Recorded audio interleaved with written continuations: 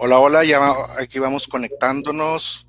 Bienvenidos a las macabras, los que vayan conectándose. Hola,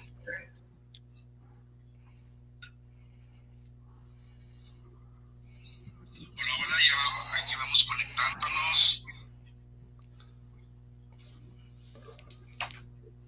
Muy bien, muy bien. Aquí van algunos chicos conectándose de la página. ¿Qué tal, qué tal?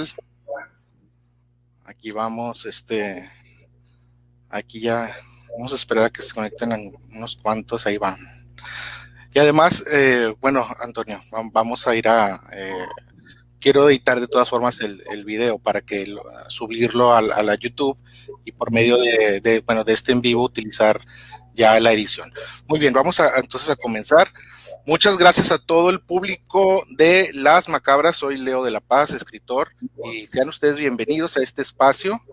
El día de hoy tenemos una gran entrevista. Aquí tenemos al señor Antonio Zamudio, gran investigador en el ámbito paranormal. El señor cuenta con estudios en parapsicología, ocultismo, es creador de contenidos para diferentes cadenas de televisión, como lo es Televisa, Univisión, MBS, perdón, y actual presidente de la Organización de Agencia Mexicana de Investigación Paranormal, que más al rato nos va a platicar de ello. Y actualmente su trabajo para Netflix en la serie Haunted Latinoamérica como jefe de investigación paranormal para esta serie. ¿Cómo estás, Antonio? Queridísimo Leo, muchísimas gracias por la invitación. Un saludo a todo tu público. Qué bueno que te encuentras aquí y como te comentaba hace unos momentos, en sí, a mí me llama mucho la atención tu trabajo que estás haciendo en todo esto de lo paranormal. Realmente esto es muy bueno porque queremos aquí aclarar algunas cosas y sobre todo que nos cuentes sobre tu carrera en este medio de lo paranormal. ¿Qué te parece? Claro que sí, Leo. Mira, para que sepa un poco más la gente de nosotros, Ajá. eh, el organismo Agencia Mexicana de Investigación Paranormal fue fundado por una persona en 1994. Sí. Del 94 para acá hemos estado funcionando en distintos medios. De primera mano no éramos públicos, lo hicimos público ya como hasta el 2005, perdón. En Uh-huh. 2005 empezamos a hacer público todo esto. De hecho, el primer programa de radio que hicimos fue en el 2004 en la Universidad del Valle de México, en la Ciudad de Uh-huh. México, Sí. invitación por unos productores chicos que estaban haciendo pues ahora sí que estaban preparando su tesis radial y ellos hicieron un programa del corte paranormal. Y ahí Uh-huh. coincidimos y empezamos a evidenciar todo. Se llamó Lático. Ese Uh-huh. programa duró 2004, 2005 y casi 2006, 3 años. Pues fue a raíz de una transmisión local en uno de los campus de la UVM, me parece, si no mal recuerdo, de San Rafael. Sí. Lo mandaron a todos los campus de la Ciudad de México y poco a poco fue creciendo en los estados. Entonces fue maravilloso porque al final del día el programa causó mucho revuelo porque el concepto de nosotros es la explicación Uh-huh. científico paranormal de lo Sí. que quieren decir estos fenómenos. O sea, de hecho, esa es nuestra tesis, esa es nuestra base. Todo Exacto. es fundamentado bajo estudio. Sí. Entonces, puedo hablar desde el 94 para acá, me preparé como en la cuestión de ciencia, en la psicología convencional. Luego me orillé a la parapsicología y terminé estudiando ocultismo. Entonces, al final del día, estas tres ramas fundamentales Uh-huh. es la base para que yo pudiera estudiar un poco más a fondo los fenómenos. Nosotros Exactamente. no lo veíamos como el hobby, o sea, jamás, yo en mi caso nunca lo vi como el hobby. Yo lo vi porque me marcó una experiencia muy personal de niño. De hecho, Sí. salió una cápsula de Netflix, la cual me extrañó porque me preguntaban a mí específicamente cómo me orillé el interés para el hobby, ¿no? Y lo platiqué. Nunca pensé que lo fueran a poner, pero lo pusieron. Y fue a raíz de una experiencia de niño, 4 años de edad. En ese momento, pues no estás tan racional de estos hechos y crees que todo lo que estás viendo lo estás imaginando. Exactamente, es lo que un niño a esa edad piensa que pues no, realmente no tiene esa percepción. Sí nos gustaría un poquito que nos contara sobre, bueno, tus inicios en parte de esta carrera, obviamente ya profesional, pero a medida del por qué sucedió esto, fue esta experiencia que nos hablas de lo que sucedió de niño. Si nos podrías contar aquí al público qué es lo que sucedió de alguna manera. Claro, cuando yo tengo prácticamente bien nítida la memoria de esa época, de esa etapa de mi vida, 4 años de edad. Sí. Muy pocas personas, a no ser que se les cause una especie de trauma, pudieron confirmar y de alguna forma memorizar los hechos que se suscitaron en algún punto de esa etapa de tu niñez. Sí. Ahora lo entiendo porque ya lo estudié, pero sí de primera mano, 4 años de edad, soy el más pequeño de 5 hermanos y ellos, pues bueno, sí, el mayor que me sigue a mí es de 2 años mayor, entonces yo tenía 4 y él 6, y de ahí sucesivamente, ¿no? Entonces, ellos ya iban a la escuela, en aquella época de los 80 estamos hablando, y mi madre se los llevaba a todos a la escuela, o sea, cada uno de nosotros nos llevaba casi por 2 años, ¿no? Entonces, yo me quedaba solo, a mí me pasaban cosas a las 7:30 de la mañana, o sea, a mí no me ocurrían en la noche, me ocurrían en la mañana. A primera hora. A primera hora, con toda la luz del sol pleno, a veces cuando había sol, afortunadamente, entre comillas, en esa casa, porque las ventas, y era una casa muy iluminada, esto no lo platiqué en el episodio con Netflix, era una casa donde le entraba luz en todo momento. Cuando se iba mi mamá, yo escuchaba incluso la reja sonar y era como el interruptor de mi cerebro para decir estás solo. Sí. Y eso evidentemente fue una programación cerebral en ese tiempo, en esa etapa, porque a mí me hacía sentirme con mucho miedo, con mucha desesperación. Porque no era una cuestión de quedarme solo, era una cuestión de que me despertaba y veía mover objetos sin razón aparente, formas fantasmales, tenía una luna de un espejo casi de frente a donde yo dormía. Ahí está, ahí la cosa, el espejo también. Y ahí en el espejo se mostraba una entidad que hoy por hoy yo te puedo decir que ya le entiendo por qué se estaba tratando de comunicar, cómo era su forma de manifestación. Pero en ese entonces, pues yo veía una mujer desencarnada, vamos a ponerlo así, como un poco derretida por una especie de fuego. No se veía el fuego, se veía como quemada, o sea, se veía como escurrido de la piel. Y era impresionante, pues porque para esa edad tú veías esa forma y sí identificaba yo una mujer de un hombre, que hacía la diferencia.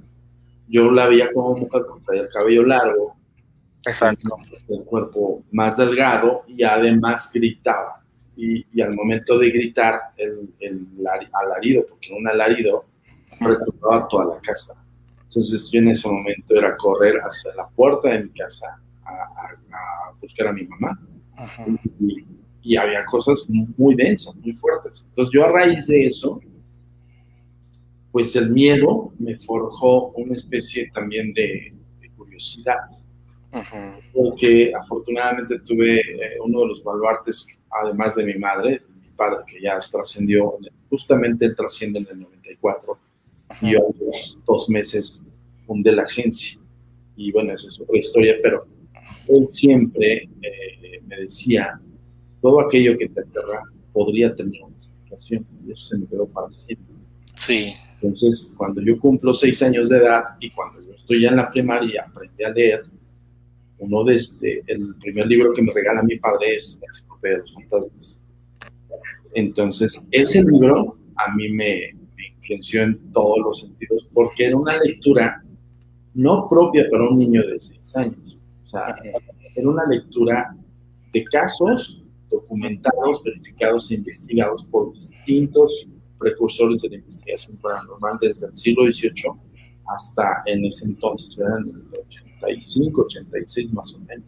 Exacto. Entonces, todo este 84, perdón, para ser todo ese bagaje cultural, pues yo empezaba a leerlo. Yo no entendía ciertas cuestiones técnicas que decía el libro, ¿no? Por ejemplo, parapsicología, espectros, espectroplasma, todo ese tipo de términos.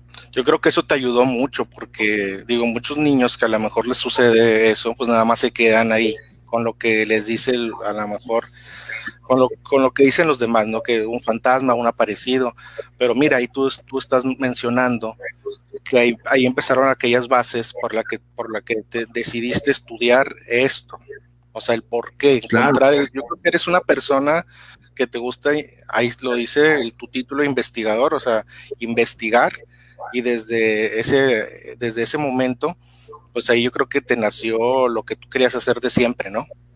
Claro, además de enterarme de estos precursores, uno de ellos, pues que después lo tuve que estudiar dentro de mi escuela primaria, que es Tomás Alva Edison, por ejemplo. Tomás Alva Edison es uno de los precursores de la investigación paranormal en el mundo, entre otros inventores, Guillermo Marconi, Sigmund Freud, por ejemplo, ¿no? Sí. Kardec. Entonces, yo leí sobre estos autores, leí sobre no sus biografías, leí qué es lo que hacían. Entonces, ya cuando yo empiezo a empaparme, pues me resultan más dudas que respuestas.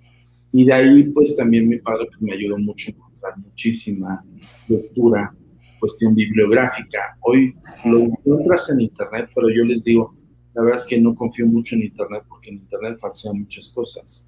Sí. Entonces, Es no que hay muchas bases para poder ser un investigador, ¿no?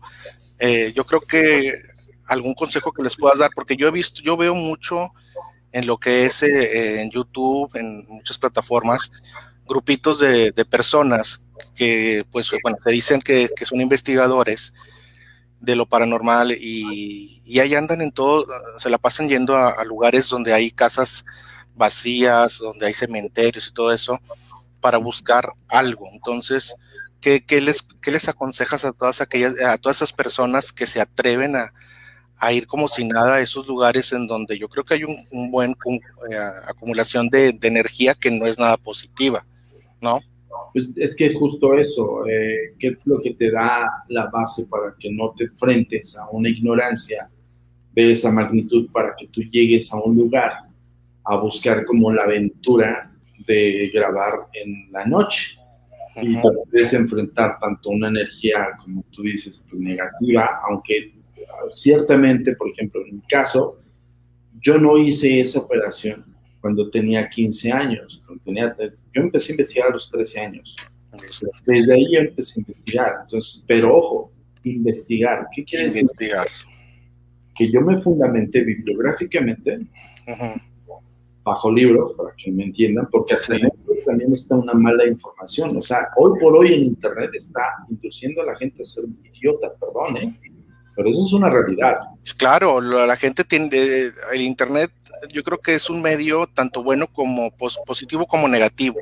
O sea, te pueden seguir durmiendo todas aquellas personas que quieren que no trasciendas o lo que tú quieras y van a utilizar todos los medios necesarios para hacerlo. Mira, absolutamente con algo tan claro y tan conciso yo puedo tener que muchas personas me den la razón.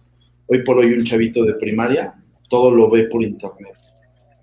Y casi no hay una investigación bibliográfica. Ahí no estamos mal. De ahí ya estamos mal. ¿Por qué? Porque tú en internet pones en Google o en Yahoo la historia de México y te puedo arrojar 2 millones de páginas. 2 millones de páginas que te hablan de la sugerencia de la historia de México. Suposición y las suposiciones. No es como, el buscador, por eso los buscadores son medio...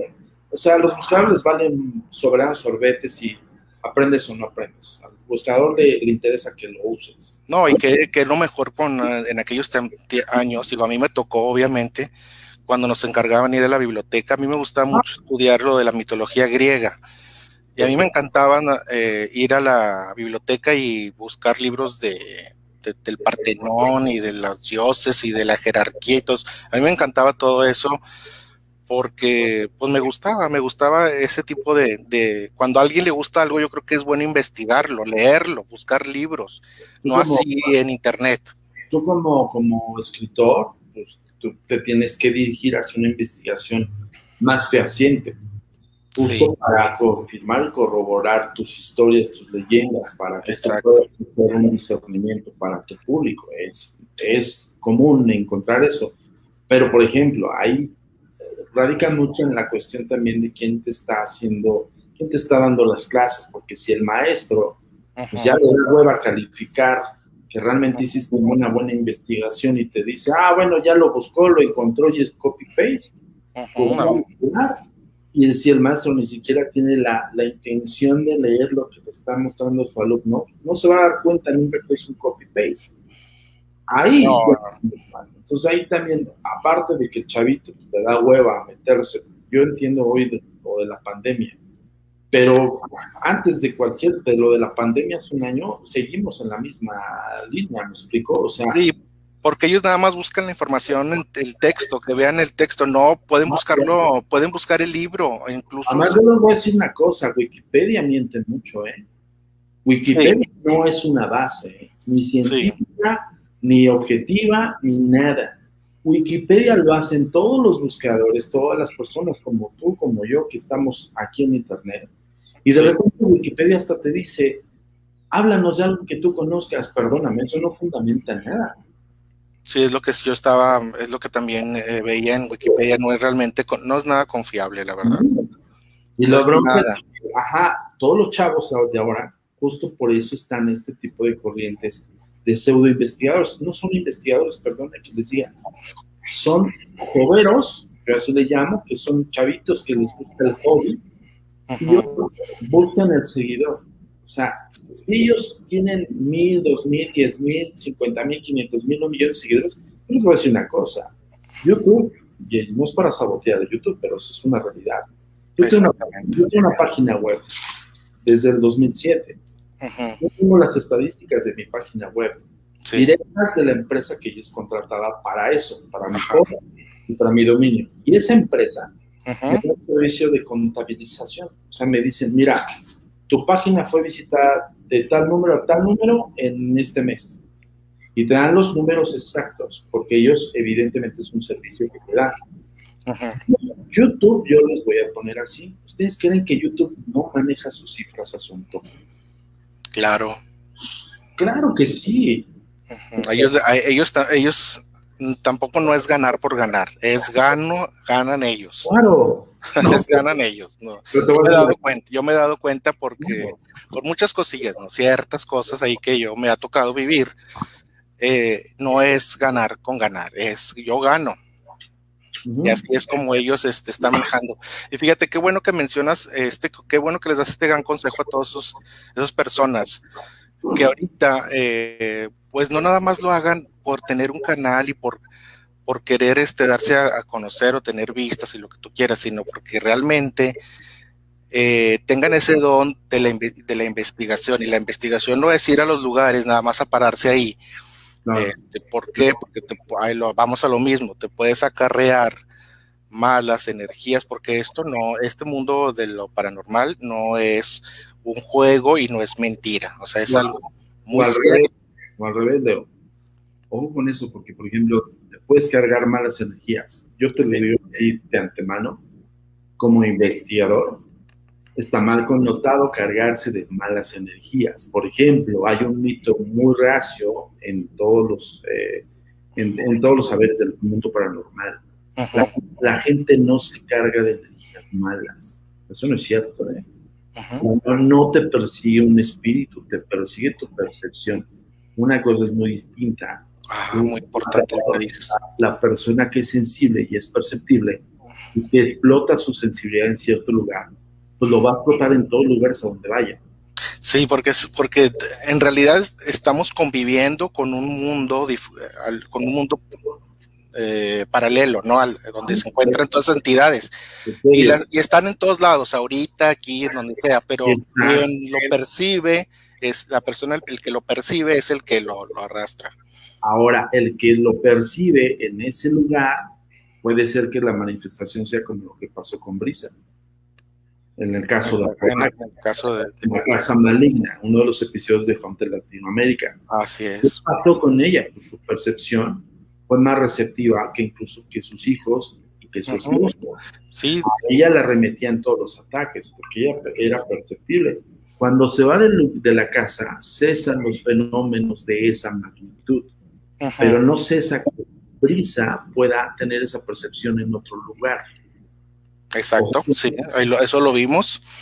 Y eso es cuando la gente confunde el que, ya me cargué algo, porque evidentemente en el primer plano le sucedió algo muy fuerte y en su cerebro ya lo canaliza como algo maligno, paranormal, extraño, y puede ser que esté vinculando en otro lugar, en otro sitio, con otro tipo de manifestaciones, pero su cerebro le hace un rebobinado de lo que sucedió en la primera casa. Y es probable cuando dice, es que me sigue, no es de que te siga, es que la evidencia paranormal, fantasma, como quieras llamarlo, sí, se está manifestando en otro sitio de otro tipo de manifestación que no tiene nada que ver con este primero, y lo estás resintiendo porque eres sensible, punto. Sí, ahí yo creo que es algo muy importante que has dicho y que no todos saben, no todos saben sobre ello.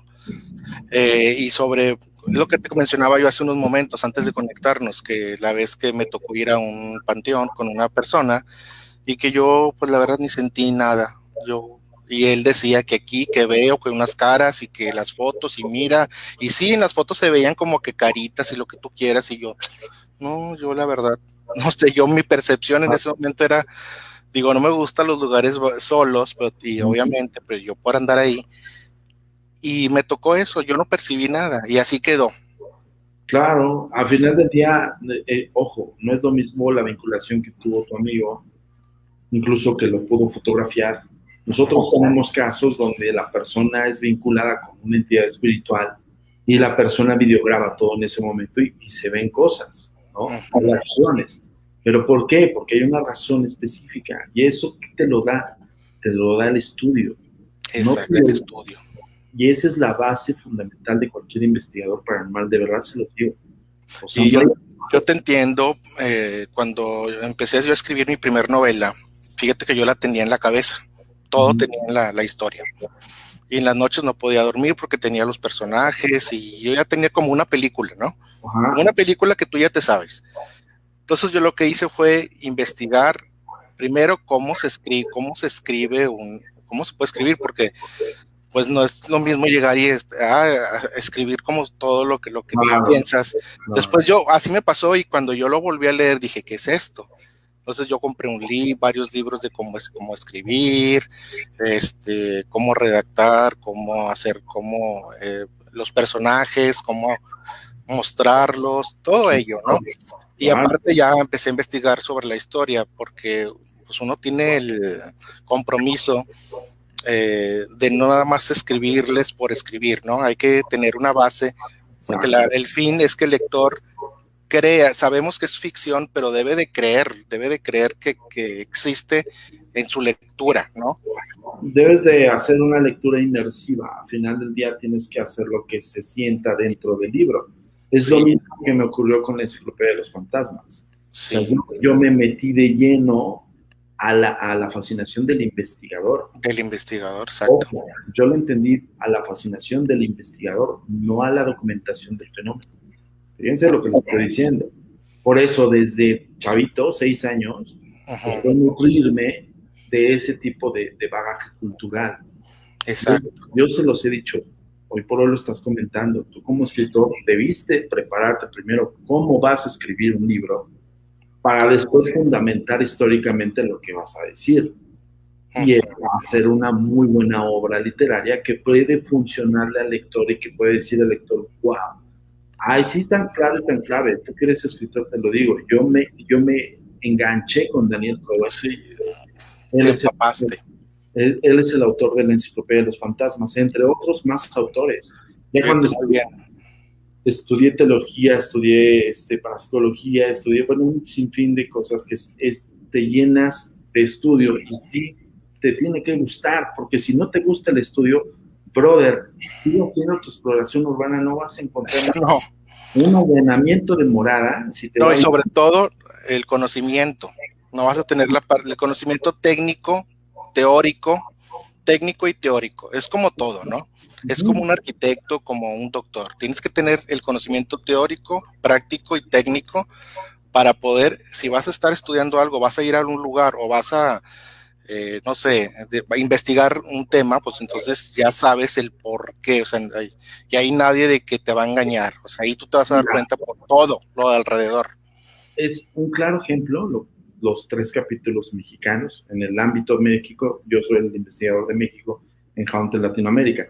Exacto. El investigador en Colombia también tiene sus protocolos, sus parámetros y hizo lo propio en su país. Pero un ejemplo claro, a la fecha de la entrevista que yo les hice a Brisa y a Morocco y a Rodrigo Casas, nadie ha podido fundamentar bajo qué contexto de entrevista les van a hacer. O sea, todos ellos me dicen, oye, se me acercó tal medio, pero ¿qué te pregunta? Pues nada más que le platique las cosas. ¿Me explico? O sea, no hay una averiguación, no hay una fundamentación de lo que, o sea, por ejemplo, yo si fuese investigador ajeno al caso y me interesa el caso, abordo a los testigos de una forma que yo pueda confirmar lo que están diciendo.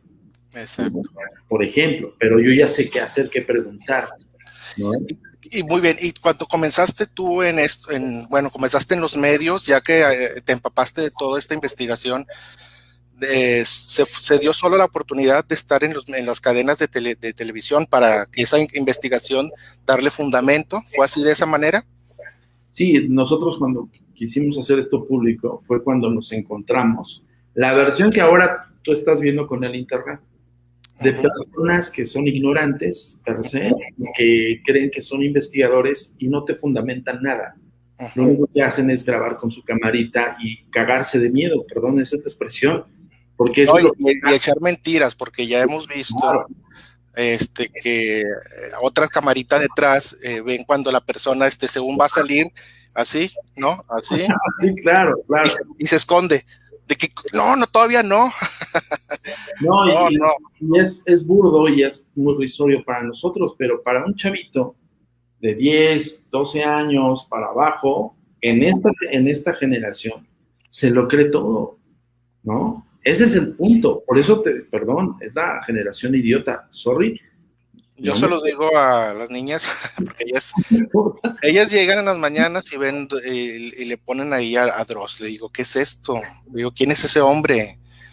Le digo, yo no creo que ese hombre investigue. Ese hombre lo único que quiere, pues es lo que sale al momento. Y órale, lo agarro. Mira, puede ser Dross, yo no conozco mucho trabajo de Dross, pero me han platicado mucho de Dross. De hecho, cuando nos habló Netflix, porque a nosotros nos buscó Netflix, no lo buscamos a Netflix. Y eso quiero acotarlo y siempre lo comento, porque justo es la pregunta de los 64,000 que todo el mundo nos hace. ¿Cómo llegaste? ¿Cómo hiciste? No, yo no llegué. Ellos llegaron a nosotros. Sí. Y llegaron a nosotros. Imagínate todo el abanico de youtubers que hay, que se presentan como investigadores. Ahí está el punto de que el directivo de Netflix dijo, no me voy a ir por las ramas, o sea, no voy a entrar en un tema de estos para ofertar una serie de este tipo de temas. A cualquiera, o sea, no, o sea, vieron quién era la persona, por lo que te digo, por todo el trabajo, el currículum que tienes, que he visto que has trabajado en Univisión, en Televisa, has estado, History Channel, Discovery Channel. Sí, es tremendo currículum de tu parte, la verdad, como investigador, y eso es lo que, digo, me tiene aquí muy contento que hayas aceptado esta entrevista. Y también para aclararle al público sobre en sí lo del Netflix, que nos hables un poquito. Yo sé que obviamente no llegaste porque tú pediste la oportunidad, de ellos te hablaron, y sí que nos cuentes cómo fue ese proceso, Justo eso, ellos buscaron expertos en la materia. Ajá. Y no los van a encontrar en exploradores urbanos, ni en youtubers, ni nada que no fundamenten nada. Así me lo dijeron, ¿eh? A mí me dijeron, ¿sabes qué? Te ubicamos por tu trabajo, sabemos qué es lo que haces y tu organismo. Sí. O sea, no es una cuestión de un grupito de chavitos que se alocan y que se van a ir a buscar cosas paranormales porque les gustó y porque se les ocurrió. No, ¿no? Entonces, aquí te das cuenta porque lo que estás viendo en Haunted Latinoamérica son testigos presenciales del hecho. Sí. Y ellos están... Pero fíjate que lo que transmites ahí en la serie, cuando en esta parte de la entrevista, ¿no? A todas estas personas, a mí luego dices, para que este caso esté aquí, es porque qué grueso estuvo este caso, ¿no? O sea, no fue cualquiera, porque casos hay muchos, pero para que se haya seleccionado ese es porque estuvo fuerte. Y cuando se vio el avance, ¿no? del capítulo, en este caso la casa, pues te das cuenta que qué fuerte y qué situaciones tan fuertes vivieron estas personas, ¿no? Además que Netflix cuidó mucho la base literaria del caso. Sí. No se fundamentó enteramente en la perspectiva de un director de cine, que son dos grandes directores, los hermanos Bogliano, y han hecho varias películas de terror muy buenas para Netflix. Sí. Ellos, y la producción de Oscar Botía, en cuestión al showrunner de Colombia, que fue una producción México-Colombia, por parte de nosotros, los Bogliano, bueno, un sinfín de gente que intervino en esta serie, pero algo que ellos cuidaron, y yo también como investigador y cuidando a mis testigos, es que no se tergiversara absolutamente nada del caso. Y eso, ¿cómo llegas al punto para que tú digas, mira, esta es una buena historia para Netflix? Yo ya tengo una antelación de convencimiento del testigo de que hable. ¿Cómo? O sea, yo le explicaría, yo le preguntaría más bien a quien nos esté viendo en este momento, quien se dedica a las exploraciones urbanas. Aquí hay varios conectados que nos están diciendo. ¿Cómo abordarían una entrevista con un testigo de esa índole? ¿Cómo abordarían una entrevista? O sea, ¿por dónde empezarían? ¿No? Y si el testigo te dice lo que vieron en Haunted Latinoamérica, oye, ¿sabes qué? Me sentía yo oprimida por una energía muy extraña, se movían objetos, me rasguñaron. ¿Cómo das el seguimiento a ese caso? La persona te lo está platicando porque espera que tú, como experto, le expliques qué fue lo que pasó. Sí. Ahí está la razón. Tú como experto. No nada más es escuchar cualquier cosa. Exacto. O sea, no se va a abrir una persona por mucha confianza que te tenga. Incluso el testimonial de Brisa, el de Rodrigo y el de Diego Ruiz, son cosas que hay veces que sacan en ese momento, que no las ventilan, se las guardan para ellos. Sí. Y tan así que se llevó el caso de manera muy cuidada por parte de Netflix y por parte de nuestro organismo y de toda la gente de producción, que ellos se abrieron a platicar más cosas que no sabían incluso sus propios familiares. Ese es el punto donde ellos se sienten confiados y que no van a ser juzgados por nadie. Que ellos se sienten cómodos de decir, ok, o sea, es que esto no solamente me ha pasado a mí, ha pasado en otras casas, con otras familias, con distintas manifestaciones. ¿Y eso qué te da? Pues el bagaje cultural, Rey. Te da el estudio. Exactamente, es el soporte principal. No te lo dan los followers, perdóneme. No lo dan. Para nada. Mira, aquí nos dice Israel Franco, es que si se demuestra que se sabe de lo que se está hablando, la gente se abre y también está abierto a creer, obviamente. Y además, mira, bien lo dijo Rubén Cruz, que es el colega de Colombia, es investigador antropólogo. Vean la base, ¿no? En Colombia un antropólogo, investigador. En México un psicólogo, parapsicólogo y ocultista, o sea. Sí, todo está armándose el rompecabezas. Ahí están las credenciales, Reyes, y de verdad se los digo en buena onda. Sí, y te lo digo porque surgió mucha controversia al principio que comenzaron y tú sabes cómo somos el pueblo mexicano como dicen, de mitoteros decimos. Sí. Y pues, aquí en Monterrey, en Nuevo León, pues dijo, Netflix abordará un caso de Apodaca. Un saludo para todos los de Apodaca que nos están viendo.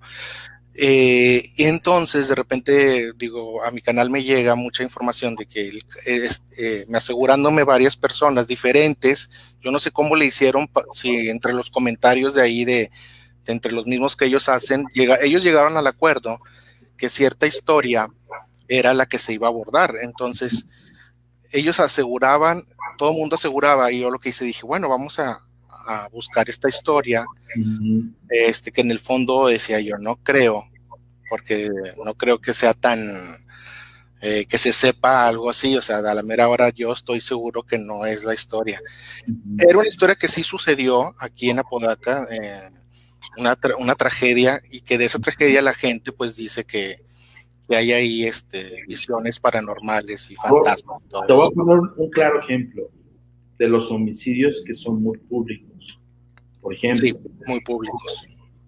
Por eso la gente se cierne a pensar que hay un patrón a seguir, porque si dentro de la investigación nosotros averiguamos a fondo cuando hay un homicidio de este tipo de fuerza, ¿no? De este impacto, donde pudiera quedar preservado, la energía que se suscitó por el homicidio.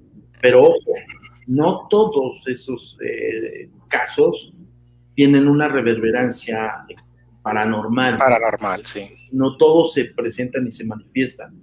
Un error garrafal es, por ejemplo, la casa de Mijangos en Guanajuato. Sí. No hay nada de actividad paranormal ahí. Pues es como lo de la casa de aquí la casa de la calle, se me olvidó, y eso que es de aquí de Monterrey. Es la casa, a ver, alguien dígame por aquí del público, la casa de la calle aquí en el centro de Monterrey, ¿no? Ahí también es muy famosa, y hasta todo mundo, la televisión, Televisa, TV Azteca, y andaba en las mañanas con las cámaras, que porque había actividad paranormal, que porque los gringos. Es una cuestión, justo ahí me están confirmando todo lo que les estoy diciendo. Arramberri, la casa de Arramberri. Bueno, ahí me están confirmando todo lo que te estoy diciendo, Leo. La desinformación y la información falsa.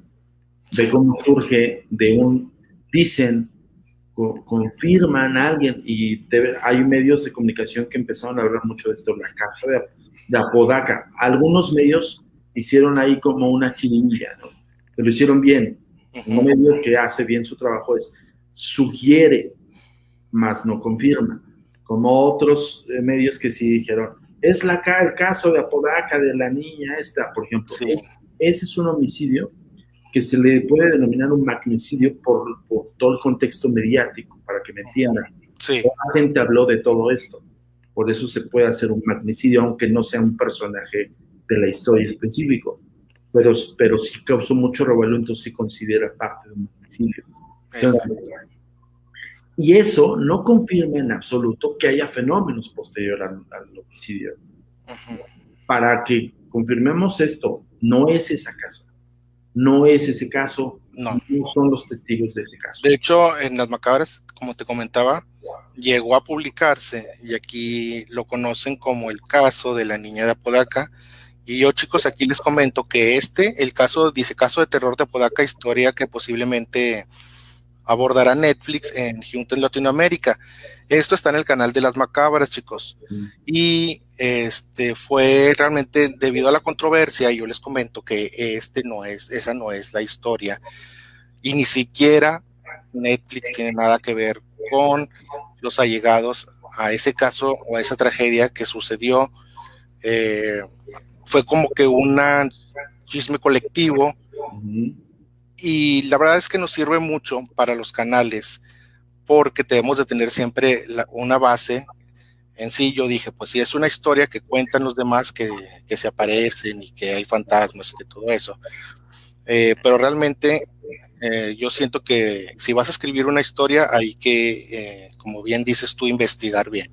Wow. Digo, porque a mí también me llegan historias que son para narrar. Me llegó una de un señor que me habló, es de Vallarta, Nayarit, y él me estaba contando hablando del tema de los nahuales, y él decía que los nahuales existen, los tiene los padres, la mujer ha parido a nahuales, y ellos son muy comunes aquí en estos lugares, ellos allá andan, la gente los trata mal, pero te lo dicen con una seguridad.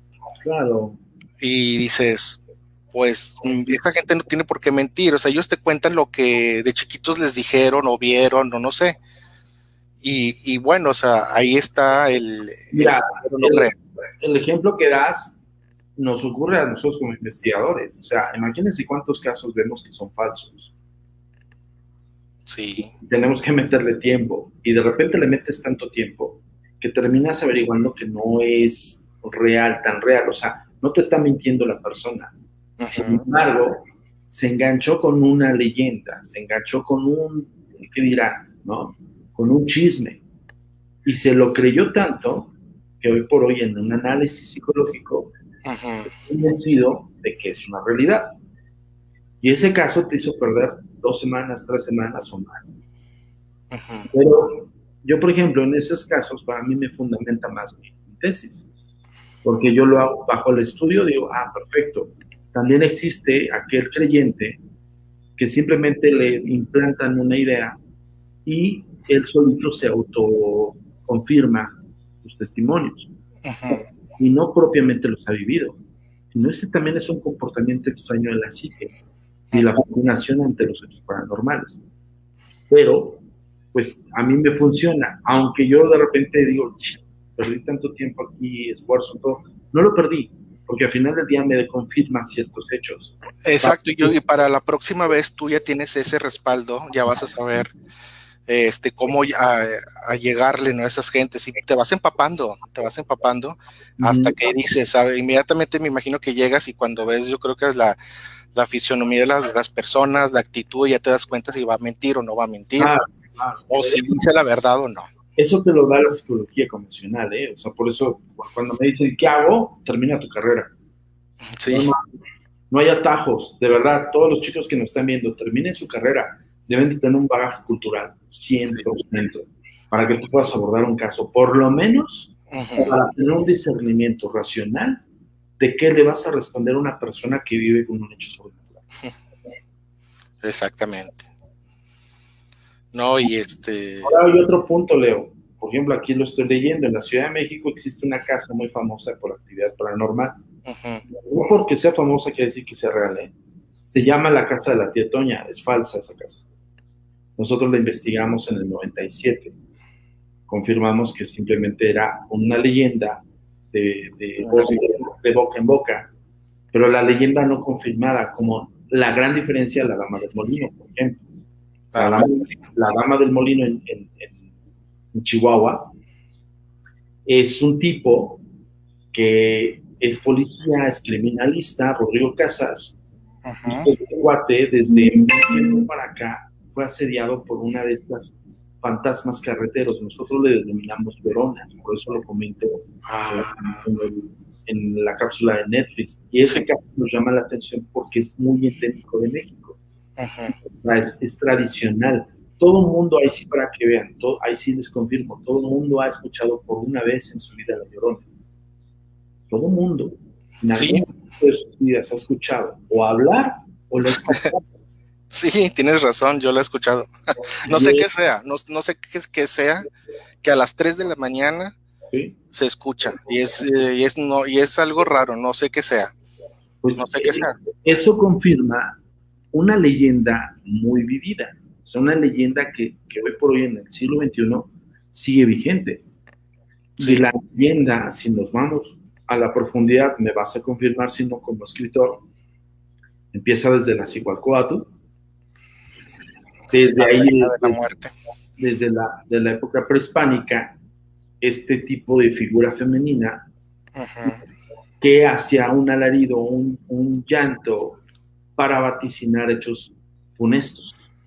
Era como el comportamiento de las Fatum en Inglaterra, por ejemplo. Sí. En Inglaterra, la Fatum es una mujer, una dama blanca, que se manifiesta antes de la muerte de un inglés. Y eso es propicio tradición de allá de Inglaterra. Aquí en México tenemos Cihualcoatl y por ende todo lo que se ha tropicalizado, la Llorona de la época colonial, el concepto de esta mujer que se enreda con un español y el español ya no la reconoce y con hijos mata a sus hijos en un río y de ahí viene. Entonces, de ahí el concepto de la tradición y la leyenda de esa Llorona. De la Llorona. Estos son documentos, porque al final del día, tanto Leo como su servidor tiene el fundamento bibliográfico de eso. En algún momento lo leímos. En algún momento tenemos esa confirmación, incluso de historiadores. Está la memoria colectiva. Claro. Sigue, y van a pasar 100 años y va a seguir. Exacto. Y añádele la gente que dice, yo la he escuchado, y nos ha tocado escucharla. Y nos ha tocado escucharla, algo bien curioso. Y esto por eso digo que La Dama del Molino es uno de mis favoritos. Sí. Los tres para mí son los indicados que nosotros vimos para mi persona. Pero entre favoritos, La Dama del Molino. La Dama del Molino. Porque La Dama del Molino es la tradicional Llorona. ¿Qué es una Llorona? Ojo, y no confundamos. No estoy diciendo que es la Llorona de La y mis hijos. Estoy confirmando un hecho sobrenatural confirmado, que es un fantasma femenino que se aparece por lo regular en las carreteras y que se lamenta. Por eso se clasifica como Llorona. ¿Y no crees que sea, bueno, alguna diferencia entre, por ejemplo, un fantasma y un espectro? ¿Hay alguna diferencia entre ellos, entre un fantasma y espectro? Sí, por supuesto, el fantasma no tiene forma. Bajo nuestro estudio, y no lo fundamento yo solamente, SPR, Society Psychical for Research en Inglaterra, es la primera que determina una catalogación de fenómenos. Y te la da, cuando tú perteneces a ese gremio, te la da para que tú tengas un fundamento histórico, bibliográfico, científico de esa catalogación, pero ya después tú también puedes catalogar tú los fenómenos que encuentras. Y esa información se la mandas a ese perro para que confirme todo lo demás. O sea, vean todo el trabajo que hay detrás de un organismo de investigación. Por eso cuando yo veo las exploraciones me río. Pero ya llega un momento en que justamente, a ver, y eso no lo terminé, yo llegué a televisión porque yo veía a otros colegas diciendo sandeces y estupideces, perdón, y de repente decías, bueno, a ver, ¿por qué este cabrón no explica qué es la diferencia entre un fantasma y un espectro? Eso. Lo más fundamental, ¿por qué es un ectoplasma? ¿Qué es la parapsicología? La ciencia que estudia qué, ¿no? Y de repente eran bien, así como ahorita ves a los exploradores urbanos, yo lo veía en televisión, Canal 4. Exacto, porque científicamente se da este tipo de luz, de energía, y es visible de alguna manera ante el ojo humano o ante alguna cámara. ¿Por qué esa forma? Porque científicamente buscarle el por qué, ¿no? Si hay una estructura molecular, déjame decirte, o sea, los espíritus sí tienen una pequeña, es semi-material, no es inmaterial. Le llamas la connotación inmaterial porque funda a raíz del éter o del etéreo. De etéreo, sí. Es una explicación muy profunda, chicos, que aquí, si nos la aventáramos, estaríamos horas, pero para que les quede claro nada más un punto. La forma semimaterial tiene un compuesto molecular. Por eso lo ves. Wow. Y por eso lo grabas. Sí. Y hay investigaciones como estas, por ejemplo, esto que les estoy diciendo, es una tesis de un colega nuestro en Inglaterra, que lo fundamentó. Nosotros lo conocemos porque te llega como la Gaceta. Así como hace la Gaceta de la universidad, así nos llegan las gacetas de la SPR, que no todos tienen acceso a ese organismo porque por evidencia el organismo pues trata de cuidar todo su bagaje cultural. Entonces todos los que integramos ese organismo somos parte del gremio, por así decirlo, ¿no? Entonces, y hay investigaciones diversas, pueden llegar a investigaciones actuales. Ahorita la última gaceta que recibimos hace una semana fue la de este tipo que se hace llamar Mesías en Israel. No, Mesías. Sí. O sea, vean el alcance que tiene la investigación. O sea, para que sea investigado.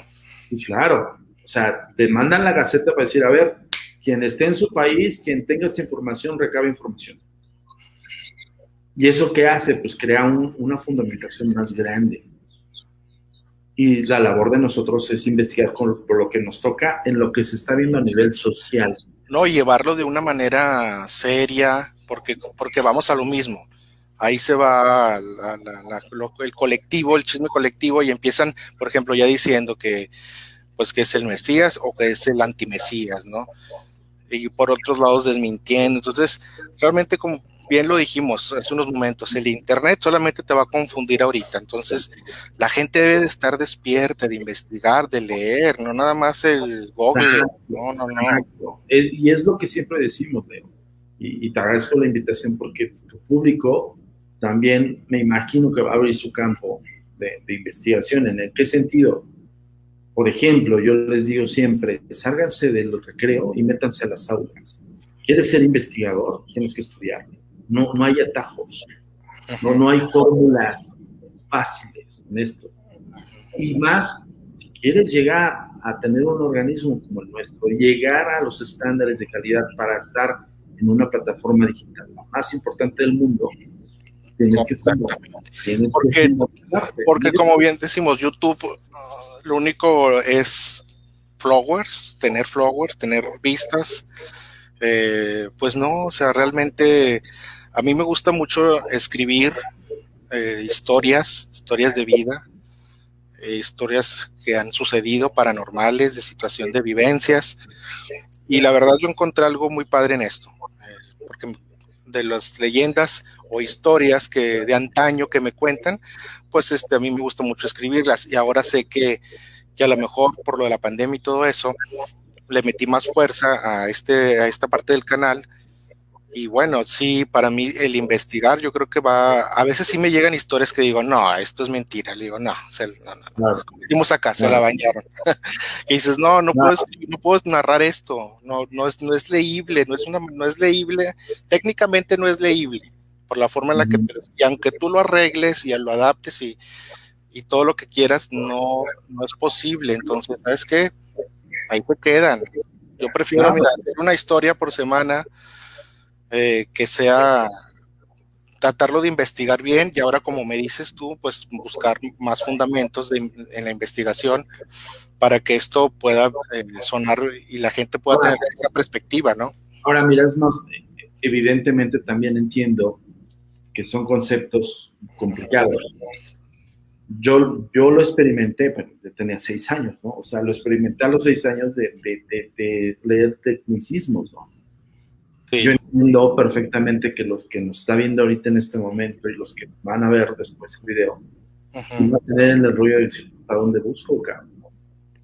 ¿Dónde me especializo? ¿Dónde me empiezo pues sí, a estudiar?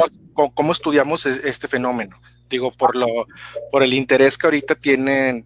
Yo tengo varios colegas, amigos, que sí les gusta mucho todo esto, y sí investigan. Entonces, pero traten de no sé, que lo investiguen de alguna otra manera. Y digo, pues aquí estás tú para decirles cómo. Mira, nosotros hubo un tiempo en que la gente quería entrar a nuestro organismo. Nosotros hicimos sí una convocatoria, pero fíjense, esa convocatoria de esa época, estoy hablando 2008, 2009, agrandamos las filas de la agencia, pero no entraron nada más porque eran aficionados a la agencia.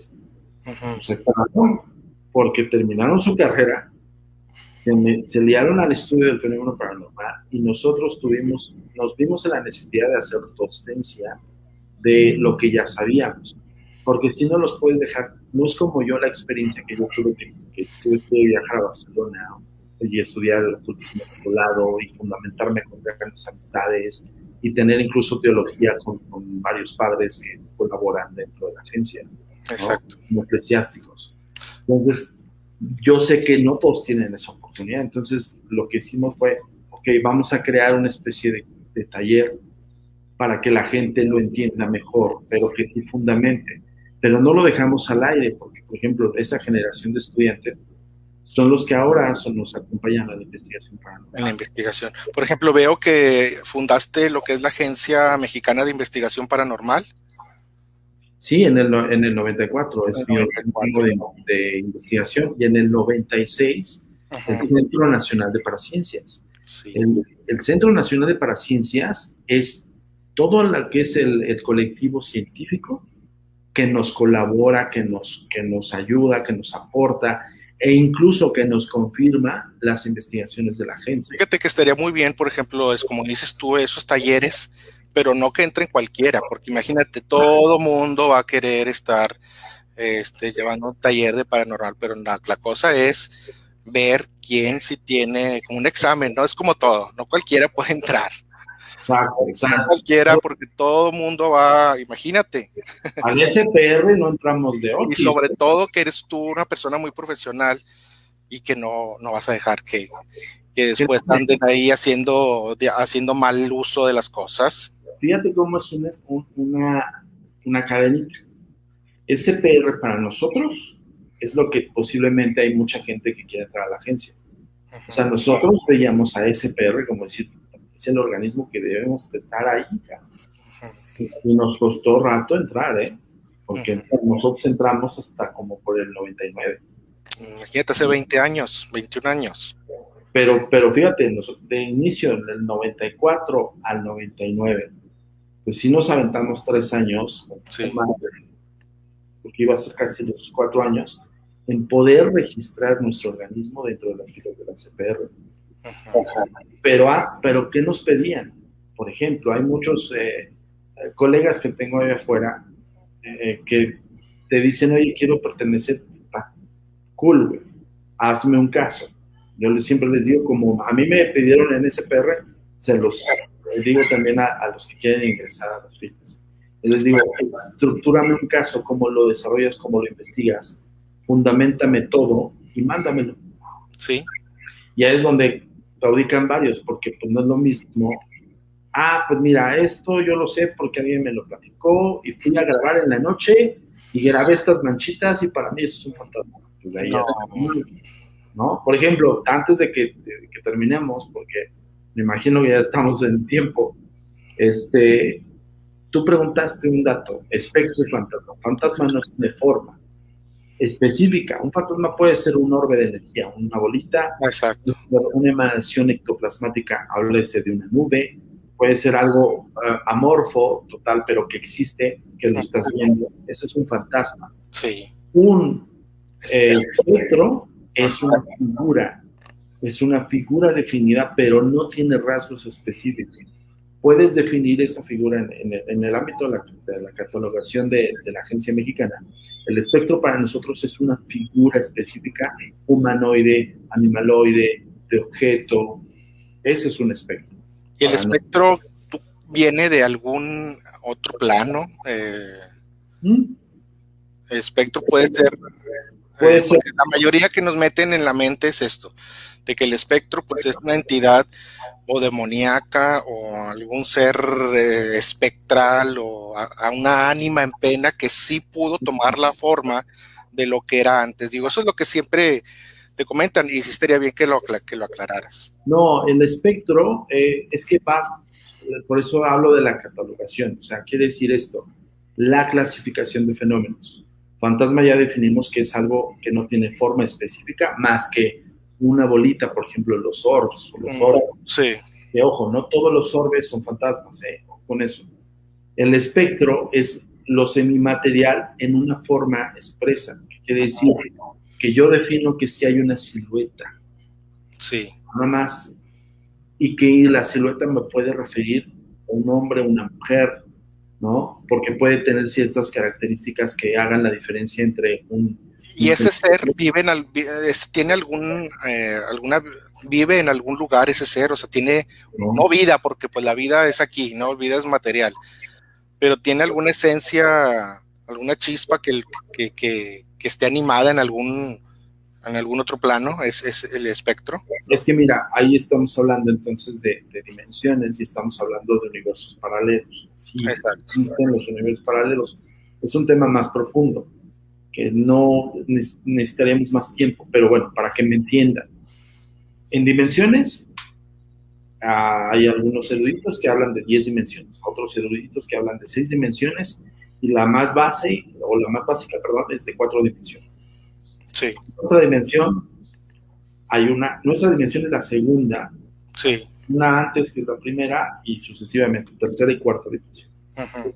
Cuando hay una vibración espectral, fantasmal o de aparición, que es muy distinto, la aparición, ¿qué es? La aparición ya es una materialización de esa entidad en su forma y figura. Uh-huh.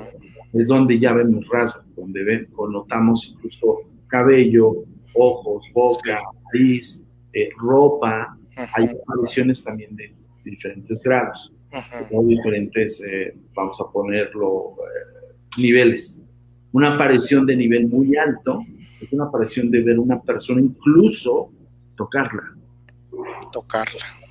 Hay apariciones de muertos en vida que se encuentra una persona común y corriente como nosotros y que no sabe que está muerta esa persona y que tiene interacción con esa aparición e incluso tiene un saludo con esa aparición. Y curiosamente está ligada siempre con un aviso de despedida. Sí. Esa aparición por lo regular se manifiesta a ese receptor. Para nosotros el receptor es la persona que tiene la experiencia de aquella aparición, pero no sabe de su muerte, desconoce de su muerte. Desconoce. ¿Qué es la muerte, Antonio? ¿Qué es la muerte? Para nosotros es vida. Es vida. Para nosotros es... O sea, trasciendes a otra vida. Uh-huh. A otro plano. A otro plano. Porque yo he estudiado esa parte del espíritu. A mí me gusta mucho todo lo que es la composición del alma. Perdón, hablando del espíritu, lo acabas de decir muy bien. Porque realmente lo que nosotros investigamos no son fantasmas, son espíritus. Espíritus. Uh-huh. Sí, mira, yo tengo esta idea que, bueno, que yo la estuve estudiando y tú me puedes ayudar ahí a entenderla.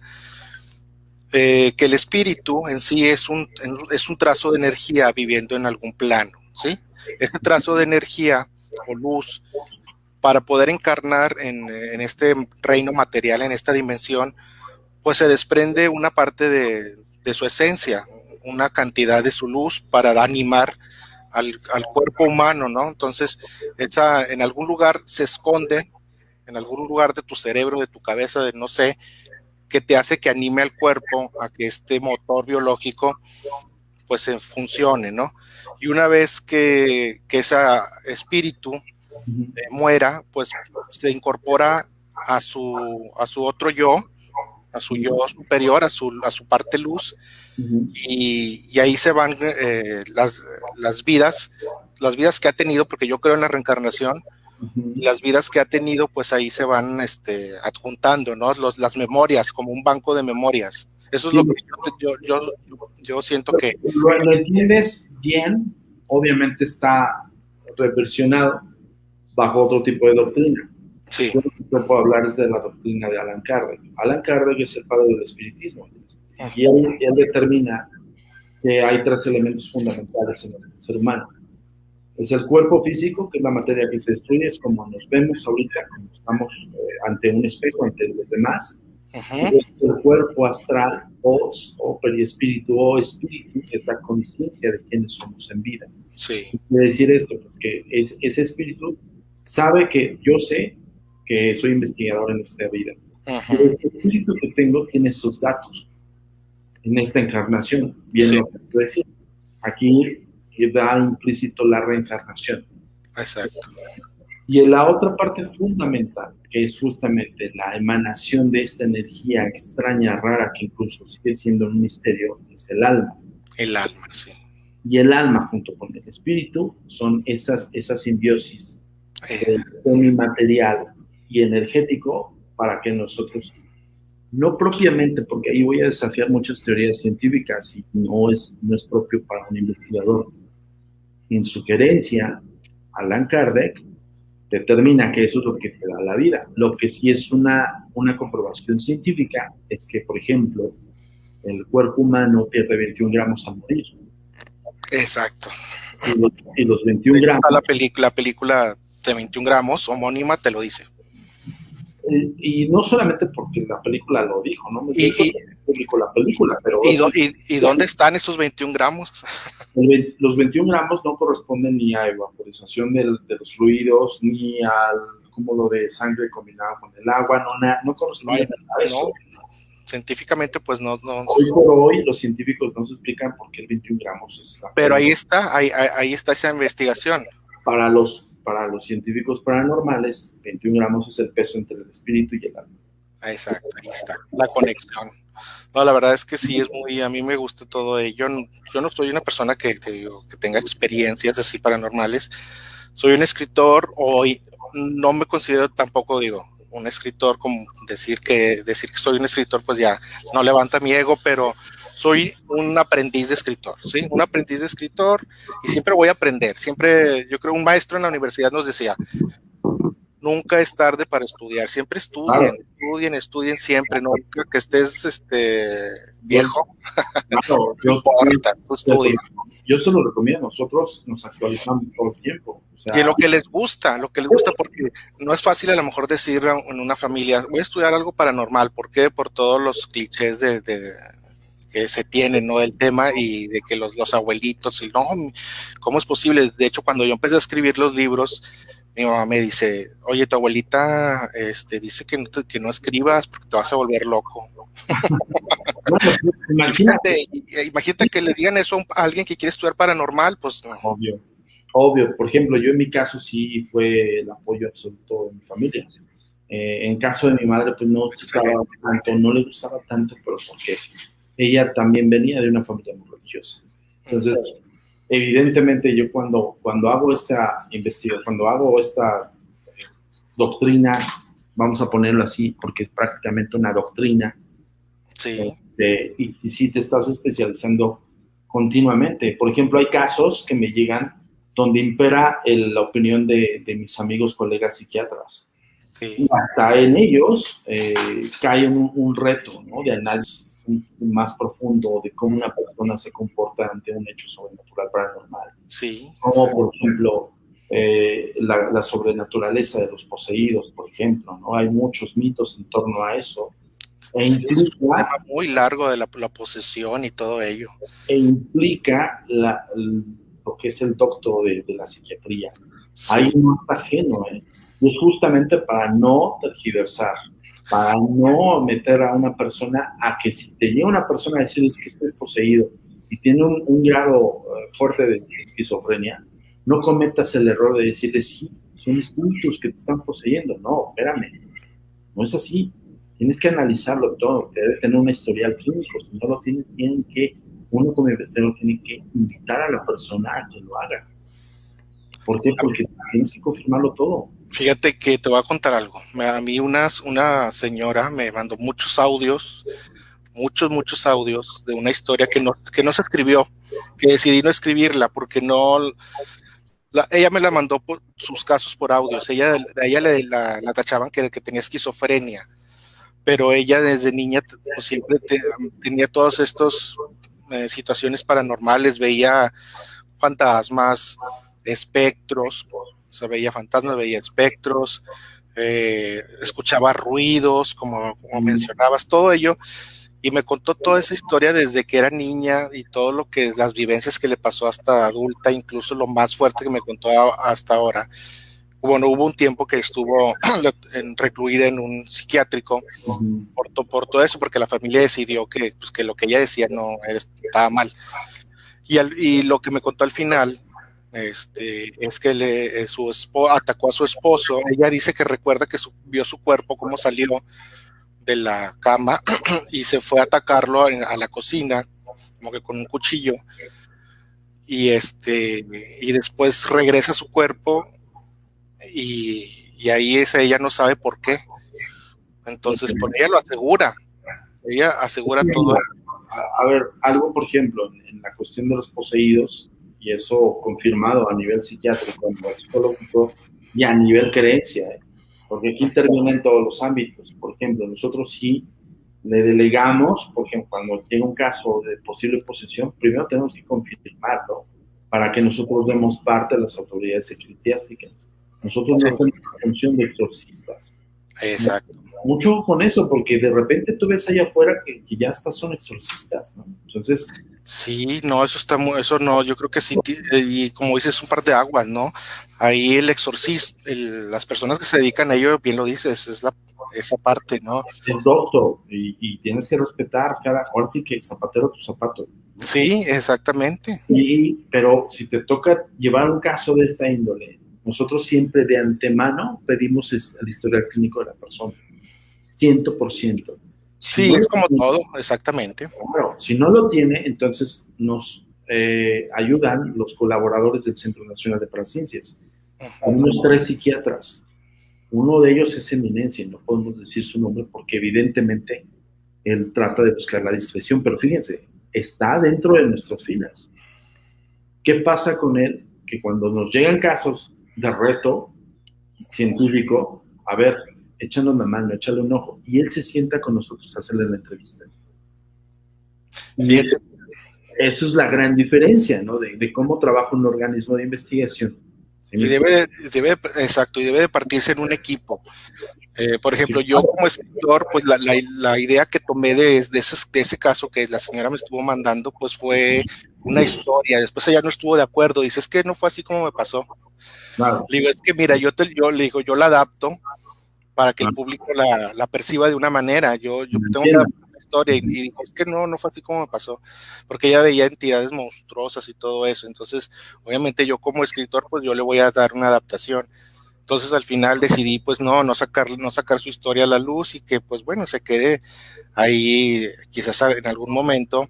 A ella le hizo bien descargar todo eso, si fue verdad o no, pues bueno, Mira, ya descargó ese sentimiento que tenía. yo algo que te puedo decir es que el poseído o el poseso no está consciente que está poseso. Ese es un punto importante. O sea, la persona que se siente poseída puede tener un problema psicológico psiquiátrico.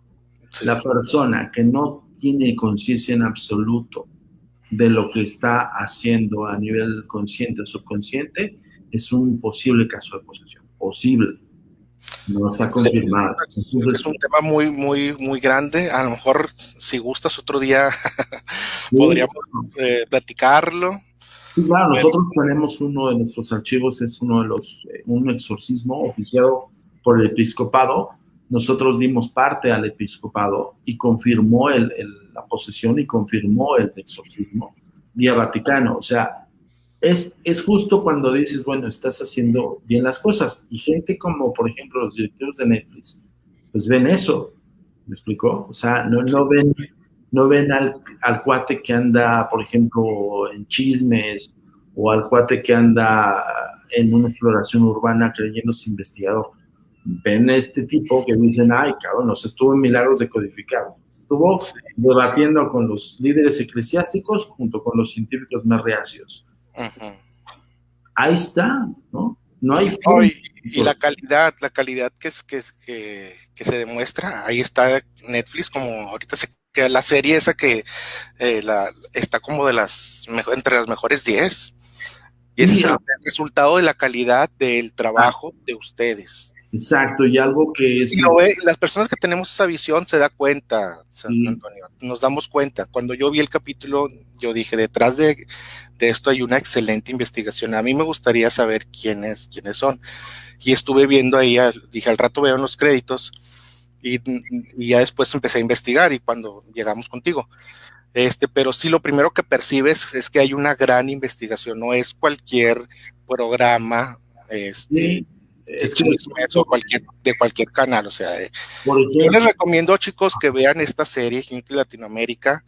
Antonio ahí es jefe de investigación paranormal y además que tiene un gran currículum en todo este medio.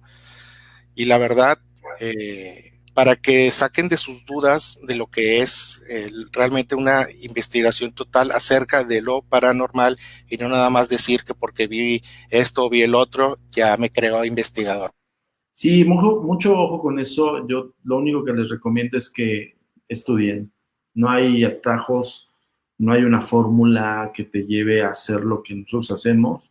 Yo les puedo decir que en mi caso tengo 4 programas de televisión propios a nivel nacional en Estados Unidos, a nivel Centro y Sudamérica, a nivel nacional en México, propios, no colaboraciones como ahorita, por ejemplo, Netflix. Vamos a estrenar un capítulo para un documental en History Channel, creo que es este año, el próximo, no recuerdo bien, Pero hablando, se te fue el audio. ¿Por qué si han dado casos de exorcismos hablados por la iglesia en donde la persona sí sabe que está poseída? Pues Ya, lo dudo mucho. ya, ¿verdad?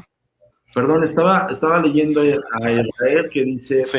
¿por qué si se han dado casos de exorcismos avalados por la iglesia en donde la persona se sabe que estaba poseída? Pero si la persona en sí, per se, o sea, la persona estaba consciente de su posesión, yo no lo creo. Y si tienes el dato, a ver, que nos lo comparta. ¿Dónde está el documento? Esa es la gran diferencia, ¿eh? Acuérdense, es el que dicen, el que se sabe. Hay que verlo. Fíjate que una vez yo asistíamos a una iglesia, no digo ni qué religión ni nada para que no se sepa, y sí me tocó ver cuando nos sacaron a todos y había no sé si sería una posesión, lo que sea, pero el pastor nos sacó a todos de la iglesia y esta persona empezó así con ciertas actitudes y cerraron las puertas y se quedó con él, y lo que cuentan pues que tenía algo ahí, ¿no? Una posesión, no sé. Por ejemplo, acabas de dar un buen punto, nada más para que la gente escuche con atención. ¿Y por qué también es propicio de la Iglesia Católica, Apostólica y Romana el exorcismo, el exhorto?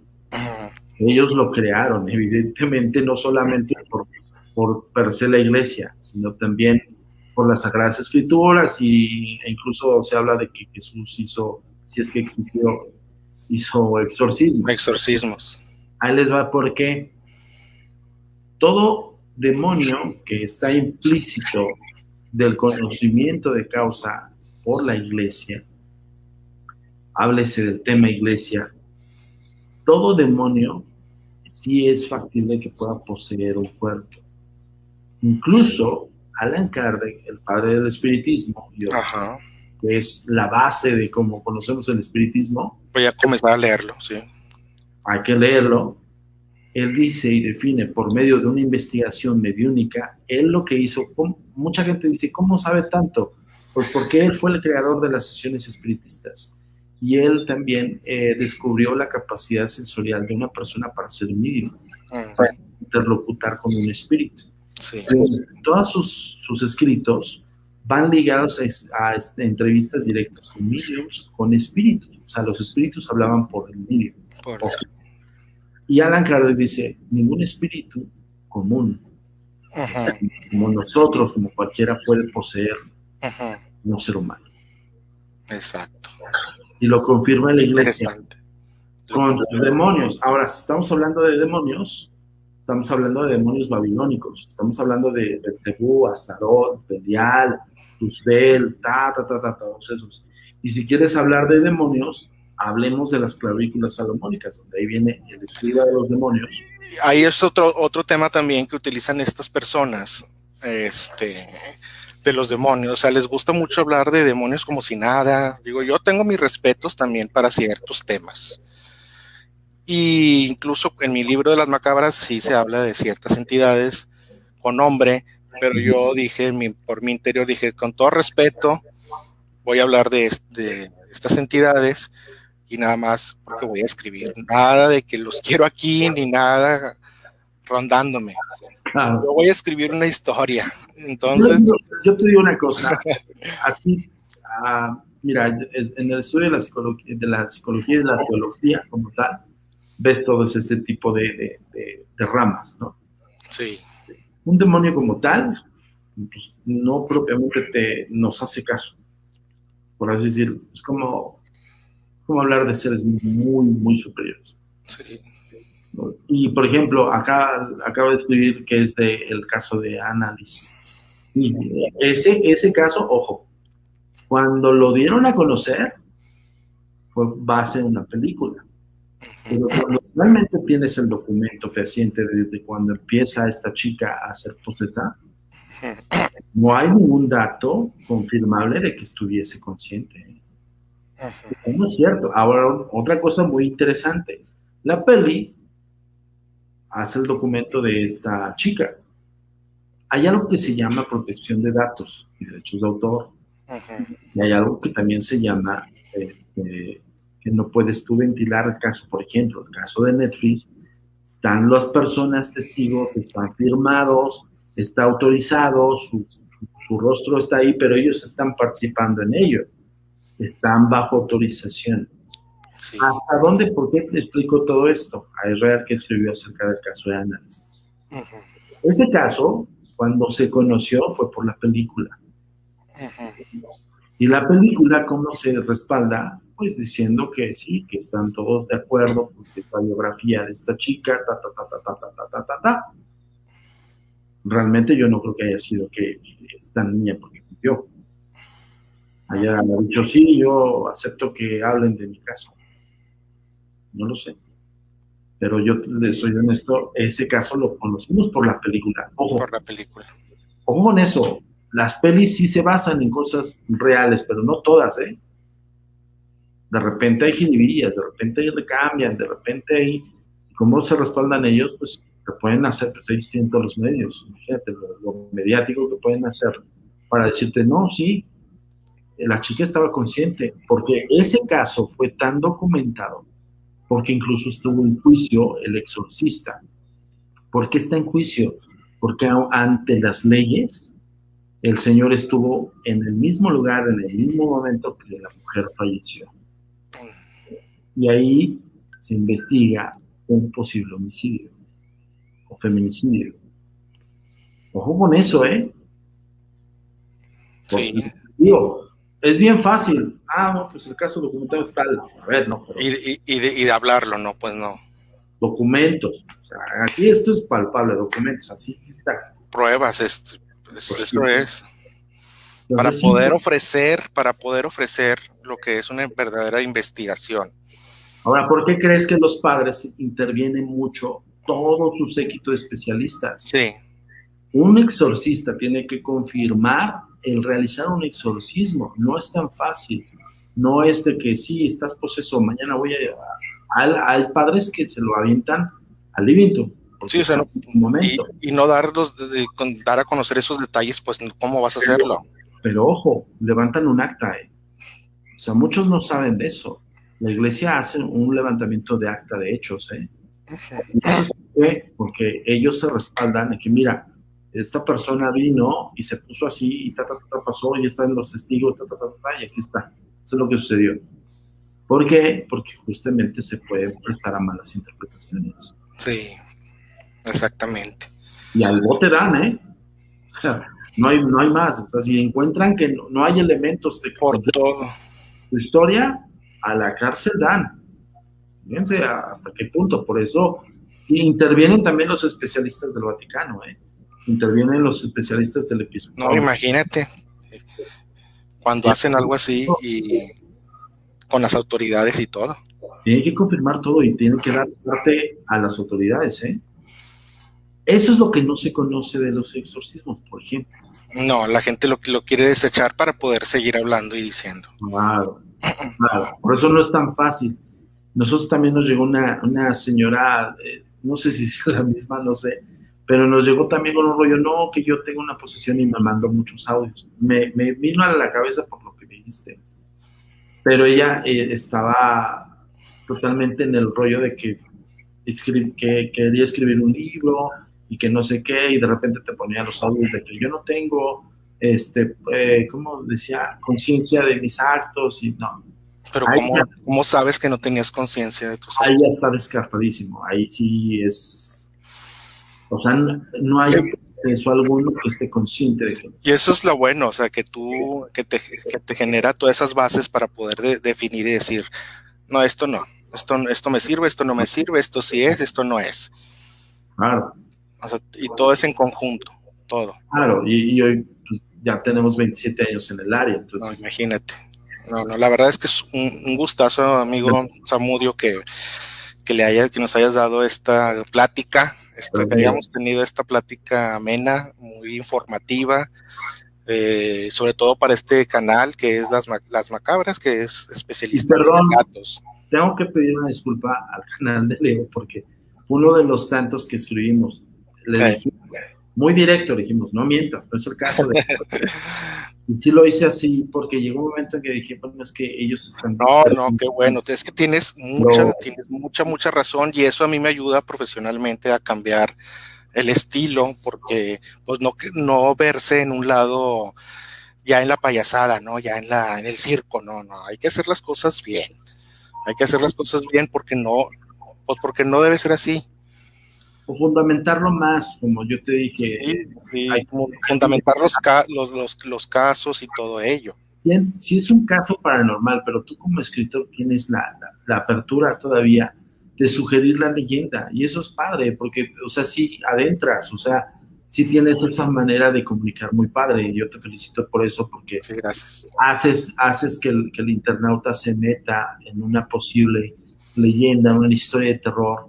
Y cuando hay un caso paranormal, si nos tocó investigarlo, acércate con nosotros, estamos abiertos para colaborar. Sí, claro, ¿no? Como te comentaba, el caso de que nos llegó de la persona que fue embrujada, que sí se trascendió y hubo ahí que se quejaron y todo, porque fue algo pues que sí sucedió, digo, había fotos del antes, del después, después te paso yo el link ahí para que le eches un vistazo. Sí, claro, bueno, mira, en lo que podamos apoyarte y aportar, y para todo tu público, pues síganlo, sigan con sus leyendas, y la virtud de todo esto es fundamental lo que tú crees conocer.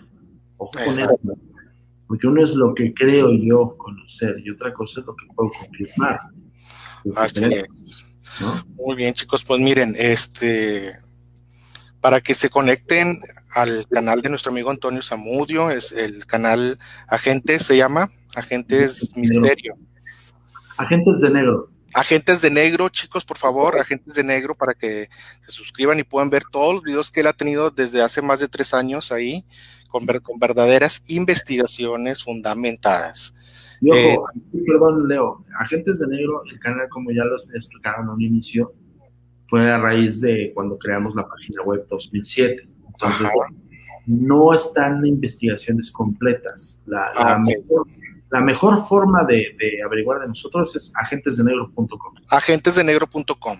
Esa es la mejor forma. Yo les recomiendo a ti y a todos los que están iniciando en la creación de contenidos de todo este tema, pueden entrar ahí, justamente a la página que nos acaba de nombrar nuestro amigo.